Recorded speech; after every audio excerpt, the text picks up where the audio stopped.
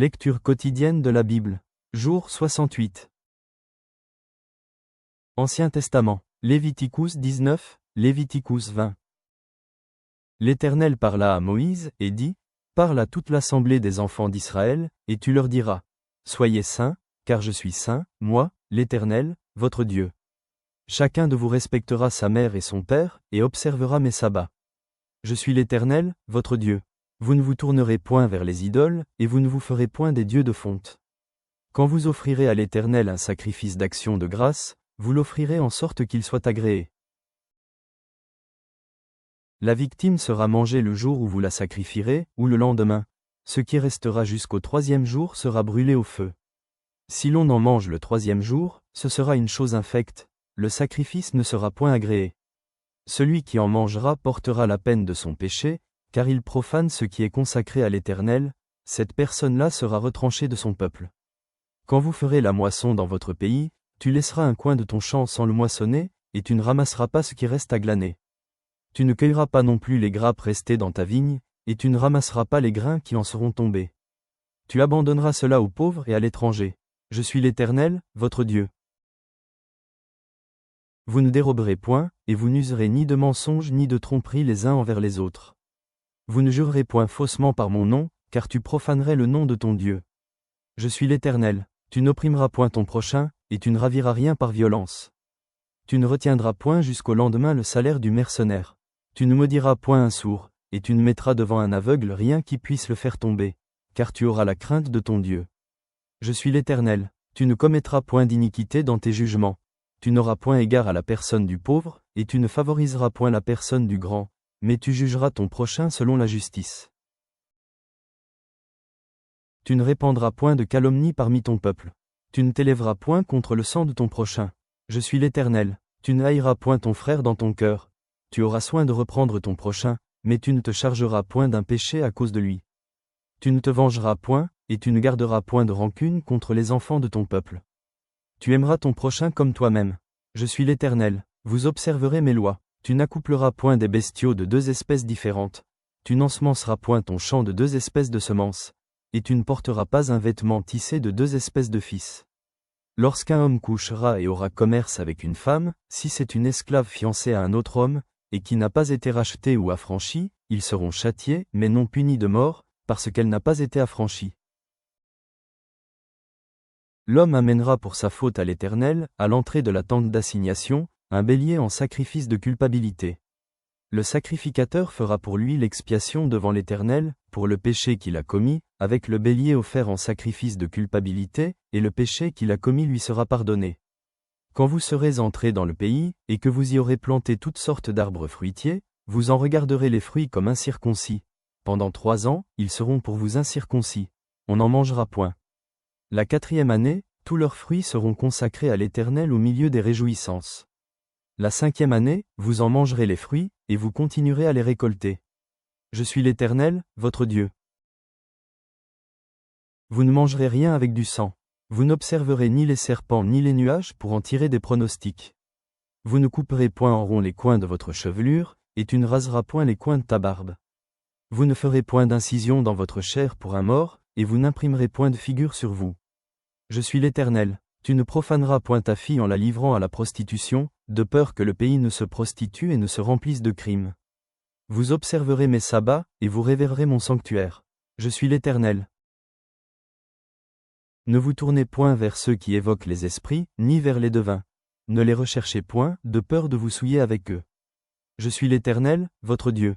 Tu te lèveras devant les cheveux blancs, et tu honoreras la personne du vieillard. Tu craindras ton Dieu, je suis l'Éternel. Si un étranger vient séjourner avec vous dans votre pays, vous ne l'opprimerez point.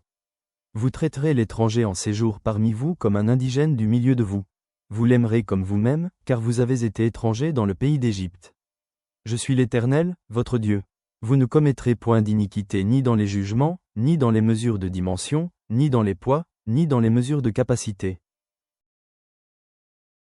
Vous aurez des balances justes, des poids justes, des E accent aigu PHA justes et des HIN justes. Je suis l'Éternel, votre Dieu, qui vous ai fait sortir du pays d'Égypte. Vous observerez toutes mes lois et toutes mes ordonnances, et vous les mettrez en pratique. Je suis l'Éternel.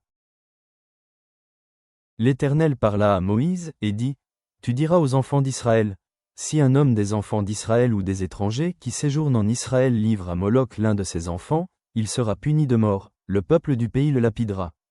Et moi, je tournerai ma face contre cet homme, et je le retrancherai du milieu de son peuple, parce qu'il a livré de ses enfants à Moloch, souillé mon sanctuaire et profané mon saint nom. Si le peuple du pays détourne ses regards de cet homme, qui livre de ses enfants à Moloch, et s'il ne le fait pas mourir, je tournerai, moi, ma face contre cet homme et contre sa famille, et je le retrancherai du milieu de son peuple, avec tous ceux qui se prostituent comme lui en se prostituant à Moloch. Si quelqu'un s'adresse aux morts et aux esprits, pour se prostituer après eux, je tournerai ma face contre cet homme, je le retrancherai du milieu de son peuple. Vous vous sanctifierez et vous serez saints, car je suis l'Éternel, votre Dieu. Vous observerez mes lois, et vous les mettrez en pratique. Je suis l'Éternel, qui vous sanctifie. Si un homme quelconque maudit son père ou sa mère, il sera puni de mort. Il a maudit son père ou sa mère, son sang retombera sur lui. Si un homme commet un adultère avec une femme mariée, s'il commet un adultère avec la femme de son prochain, l'homme et la femme adultère seront punis de mort.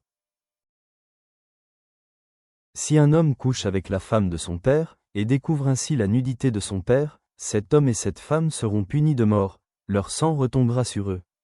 Si un homme couche avec sa belle-fille, ils seront tous deux punis de mort. Ils ont fait une confusion, leur sang retombera sur eux. Si un homme couche avec un homme comme on couche avec une femme, ils ont fait tous deux une chose abominable. Ils seront punis de mort, leur sang retombera sur eux.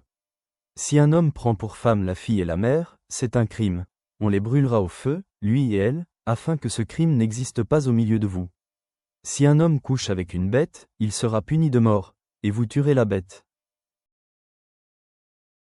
Si une femme s'approche d'une bête, pour se prostituer à elle, tu tueras la femme et la bête. Elles seront mises à mort, leur sang retombera sur elles.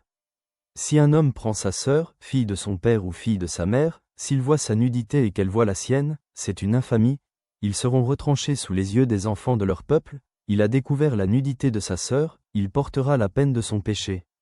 Si un homme couche avec une femme qui a son indisposition, et découvre sa nudité, s'il découvre son flux, et qu'elle découvre le flux de son sang, ils seront tous deux retranchés du milieu de leur peuple. Tu ne découvriras point la nudité de la sœur de ta mère, ni de la sœur de ton père, car c'est découvrir sa proche parente, ils porteront la peine de leur péché. Si un homme couche avec sa tante, il a découvert la nudité de son oncle. Ils porteront la peine de leur péché, ils mourront sans enfant. Si un homme prend la femme de son frère, c'est une impureté. Il a découvert la nudité de son frère, ils seront sans enfant. Vous observerez toutes mes lois et toutes mes ordonnances, et vous les mettrez en pratique, afin que le pays où je vous mène pour vous y établir ne vous vomisse point. Vous ne suivrez point les usages des nations que je vais chasser devant vous, car elles ont fait toutes ces choses, et je les ai en abomination. Je vous ai dit, c'est vous qui posséderez leur pays. Je vous en donnerai la possession. C'est un pays où coule le lait et le miel. Je suis l'Éternel, votre Dieu, qui vous ai séparé des peuples. Vous observerez la distinction entre les animaux purs et impurs, entre les oiseaux purs et impurs, afin de ne pas rendre vos personnes abominables par des animaux, par des oiseaux, par tous les reptiles de la terre, que je vous ai appris à distinguer comme impurs. Vous serez saints pour moi, car je suis saint, moi, l'Éternel. Je vous ai séparés des peuples, afin que vous soyez à moi. Si un homme ou une femme ont en eux l'esprit d'un mort ou un esprit de divination, ils seront punis de mort. On les lapidera, leur sang retombera sur eux. Nouveau Testament, Marc 14 sur 43-72. Et aussitôt, comme il parlait encore, arriva Judas l'un des 12, et avec lui une foule armée d'épées et de bâtons, envoyés par les principaux sacrificateurs, par les scribes et par les anciens. Celui qui le livrait leur avait donné ce signe. Celui que je baiserai, c'est lui. Saisissez-le, et emmenez-le sûrement. Dès qu'il fut arrivé, il s'approcha de Jésus, disant, « Rabbi !» Et il le baisa. Alors ces gens mirent la main sur Jésus, et le saisirent. Un de ceux qui étaient là, tirant l'épée, frappa le serviteur du souverain sacrificateur, et lui emporta l'oreille. Jésus, prenant la parole, leur dit, « Vous êtes venus, comme après un brigand, avec des épées et des bâtons, pour vous emparer de moi. J'étais tous les jours parmi vous, enseignant dans le temple, et vous ne m'avez pas saisi. Mais c'est afin que les Écritures soient accomplies. » Alors tous l'abandonnèrent, et prirent la fuite. Un jeune homme le suivait, n'ayant sur le corps qu'un drap. On se saisit de lui, mais il lâcha son vêtement, et se sauva tout nu. Ils emmenèrent Jésus chez le souverain sacrificateur, où s'assemblèrent tous les principaux sacrificateurs, les anciens et les scribes.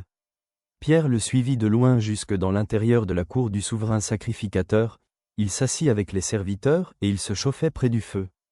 Les principaux sacrificateurs et tout le Sanhédrin cherchaient un témoignage contre Jésus, pour le faire mourir, et ils n'en trouvaient point. Car plusieurs rendaient de faux témoignages contre lui, mais les témoignages ne s'accordaient pas. Quelques-uns se levèrent, et portèrent un faux témoignage contre lui, disant, « Nous l'avons entendu dire, je détruirai ce temple fait de main d'homme, et en 3 jours j'en bâtirai un autre qui ne sera pas fait de main d'homme. » Même sur ce point-là leurs témoignages ne s'accordaient pas. Alors le souverain sacrificateur, se levant au milieu de l'assemblée, interrogea Jésus, et dit, « Ne réponds-tu rien? Qu'est-ce que ces gens déposent contre toi ?» Jésus garda le silence, et ne répondit rien. Le souverain sacrificateur l'interrogea de nouveau, et lui dit, « Es-tu le Christ, le Fils du Dieu béni ?» Jésus répondit, « Je le suis. Et vous verrez le Fils de l'homme assis à la droite de la puissance de Dieu, et venant sur les nuées du ciel. » Alors le souverain sacrificateur déchira ses vêtements, et dit, « Qu'avons-nous encore besoin de témoins? Vous avez entendu le blasphème. Que vous ensemble, tous le condamnèrent comme méritant la mort. Et quelques-uns se mirent à cracher sur lui, à lui voiler le visage et à le frapper à coups de poing, en lui disant, « Devine. » Et les serviteurs le reçurent en lui donnant des soufflets. Pendant que Pierre était en bas dans la cour, il vint une des servantes du souverain sacrificateur. Voyant Pierre qui se chauffait, elle le regarda, et lui dit, « Toi aussi, tu étais avec Jésus de Nazareth. » Il le nia, disant, « Je ne sais pas, je ne comprends pas ce que tu veux dire. » Puis il sortit pour aller dans le vestibule. Et le coq chanta. La servante, l'ayant vu, se mit de nouveau à dire à ceux qui étaient présents, « Celui-ci est de ces gens-là. » Et il le nia de nouveau. Peu après, ceux qui étaient présents dirent encore à Pierre, « Certainement tu es de ces gens-là, car tu es galiléen. »